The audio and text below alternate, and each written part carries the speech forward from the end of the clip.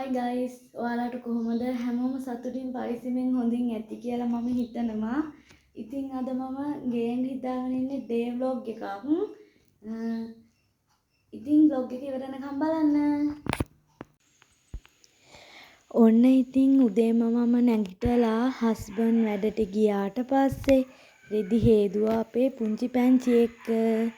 ඉතින් මේ පේනව නේද? අද දවස නම් ටිකක් වැහි කරුවල වගේ.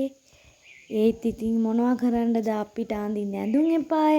ඉතින් මම උදේම රෙදි හේදුවා.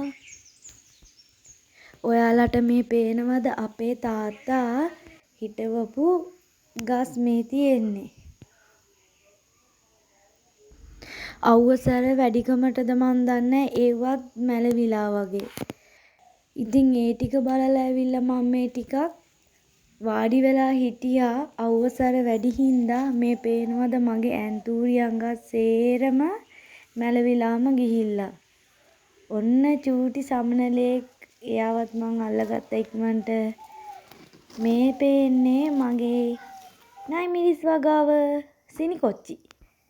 ඔය පේන්නේ අපි දෙන්නා. ඉතින් ඔයාලා දැකලා නෑනේ. ඉතින් යාළුවනේ මං ඊයේත් කුසතන මට හම්බෙලා පූජා කරා. ඔයාලට පෙන්වන්න බැරි වුණානේ. ඉතින් දැකලා නැති අය අනිවාර්යෙන්ම කුසතන බලන්න.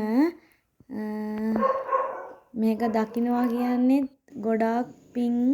ඔන්න අපේ පැංචි රෙදි අසෙවින් ගනවා. එයාත් එක්ක ඉතින් රෙදි වනනවා කියන්නෙම පැයකට දෙකකට වැඩි යනවා රෙදි ටික වනලා ඉවර වෙන්න. ඔය පේනවනේ. දැන් මේ එයා යන්නේ ඉක්මනට රෙදි අරන් එන්න.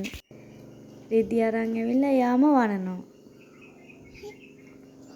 පොඩි බබාලට වගේ දේවල් කරනකොට එපා කියන්න හොඳ නෑ. එයාලට ඒවා කරන්න පුරුදු වෙන්න දෙන්න ඕනේ අම්මලා වුණාම. හැම දෙයකටම එපා බබා කිව්වම බබා බය වෙනවා.